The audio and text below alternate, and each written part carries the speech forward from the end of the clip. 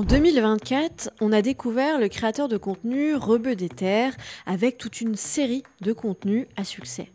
Il a même terminé l'année avec un événement de boxe en live à Paris dans une grande salle. Comment est-ce que Rebeu des Terres est devenu en l'espace de quelques années l'un des créateurs de contenu les plus suivis de France? Je vous raconte son histoire dans cette vidéo.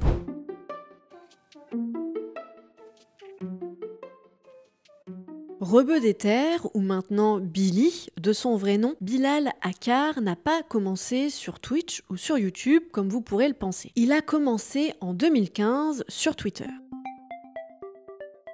À cette époque, il fait partie de ce cercle très fermé des utilisateurs sur la plateforme qui arrive à réunir une très grosse communauté. Comment a-t-il fait? Très simplement, entre guillemets, puisqu'il partage, il tweet à de nombreuses reprises des messages amusants, divertissants, comme on a l'habitude d'en voir sur X, ex-Twitter. Et il a une particularité, c'est que Billy publie des tweets en s'inspirant de son vécu et de son vécu professionnel, puisqu'à ce moment-là, il est surveillant dans un collège. Malgré cette popularité et cette nouvelle passion, il décide au bout d'un moment d'arrêter, de moins publier, voire de disparaître. Dans une récente interview, réalisé dans Popcorn avec Domingo, il explique qu'il ne sait pas réellement pourquoi il s'est arrêté et pourquoi il n'a pas continué. L'une des explications qu'il donne néanmoins, c'est qu'il a mûri et qu'il a eu un certain ras-le-bol de la plateforme après y avoir été pendant des années. Mais peu importe, en 2017, sur son compte Twitter, il a déjà pas mal d'abonnés. Et c'est quand même bête de pas savoir quoi en faire parce que avoir des abonnés sur les réseaux sociaux, c'est pas donné à tout le monde. Et de ce fait, il commence à se faire de très belles relations dans la créateur économie. Il commence à notamment rencontrer des créateurs de contenu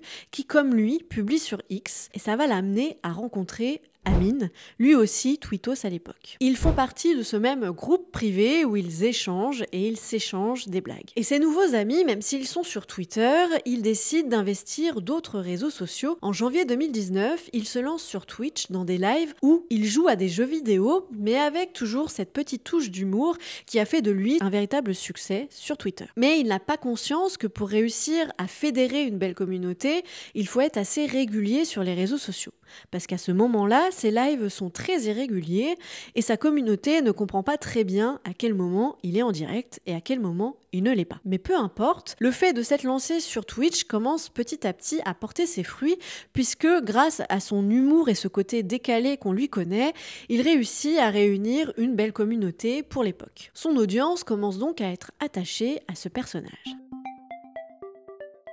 Et puis arrive le Covid en 2020, donc un an après son lancement sur Twitch, et à ce moment-là, il décide de se mettre davantage sur Twitch parce qu'il a un peu plus de temps, comme c'est le cas pour beaucoup d'entre nous. Ses Twitch ressemblent à ce qu'il a l'habitude de partager, à savoir des sujets autour du gaming, mais il y a eu un petit changement, c'est qu'il commence à faire des lives co-réalisés avec d'autres créateurs de contenu sur la plateforme. Cette manière de faire lui permet de se faire connaître auprès d'une nouvelle audience. Et ces contenus fonctionnent si bien sur Twitch que certains petits malins n'hésitent pas à publier des replays sur YouTube, sachant que lui-même n'a pas de compte sur la plateforme. En 2021, ça fait un an qu'il publie régulièrement sur Twitch, il a pris l'habitude d'y créer du contenu et il décide de se lancer dans une nouvelle aventure, à savoir les lives IRL. Et il n'est pas tout seul, on retrouve son acolyte de toujours, Amine Mathieu, qui lui aussi s'est lancé sur Twitch et qui lui aussi a une belle communauté. Tous les deux, ils décident donc de réaliser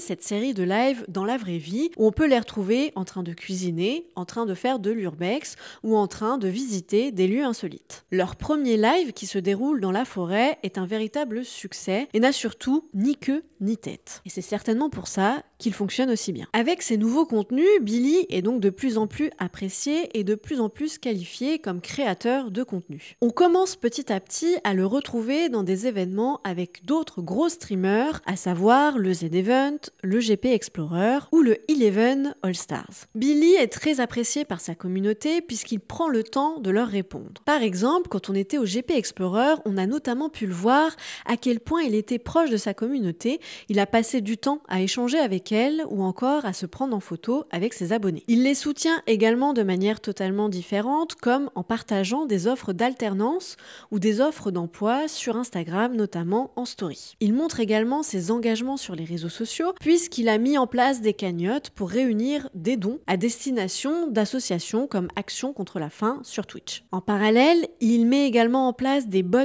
sur Twitch pour lutter contre le cyberharcèlement, des propos sexistes ou encore la misogynie dont sont victimes certains streamers et certaines streameuses. En 2022, Rebeu-Déter fait partie de ces streamers les plus suivis en France sur Twitch.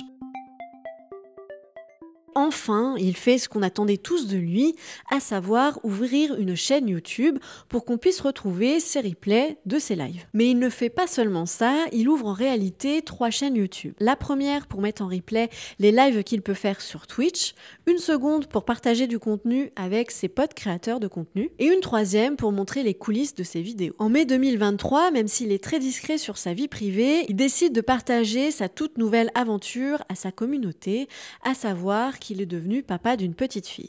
Il n'en dira pas plus, ne la montrera jamais sur ses contenus, ni ne parlera davantage de sa vie privée. Mais c'est une information qu'il a souhaité donner à sa communauté pour, encore une fois, être totalement transparent avec elle. Au fil des années, ce qu'on remarque également avec Billy, c'est que on le voit de plus en plus prendre confiance sur les réseaux sociaux. Il a commencé avec des petits tweets d'humour, il a poursuivi par sa passion sur le gaming.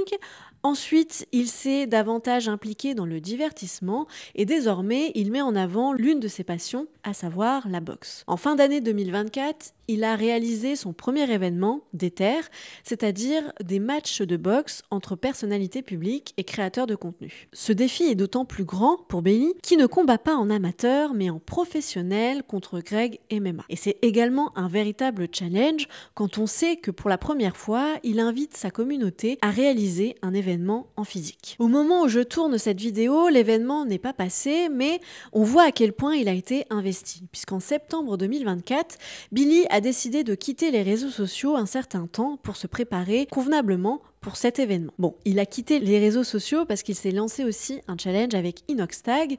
Si le youtubeur réussissait à gravir l'Everest, et Billy disparaissait des réseaux sociaux. C'est ce qu'il a fait, mais seulement pendant 1 mois, puisque son envie de communiquer à sa communauté était bien trop présente. Billy Déter montre à quel point on peut être déterminé dans ce qu'on veut faire sur les réseaux sociaux et qu'au fil des années, on peut créer des projets toujours plus grands. Comme je vous le disais, il a commencé par créer des tweets, se créer une communauté sur cette plateforme, avant de passer au live sur Twitch et de créer un événement en physique. Vous venez de regarder un nouvel épisode de la série Tekitoi, une série de vidéos qui revient sur le parcours atypique des créateurs et des créatrices de contenu les plus suivis en France. Tout au long du mois de décembre, on vous publie une vidéo par jour sur l'un de ces parcours sur cette chaîne YouTube. N'hésitez pas à vous abonner, à commenter et à partager pour nous permettre de faire vivre cette chaîne. Et moi je vous dis à très vite.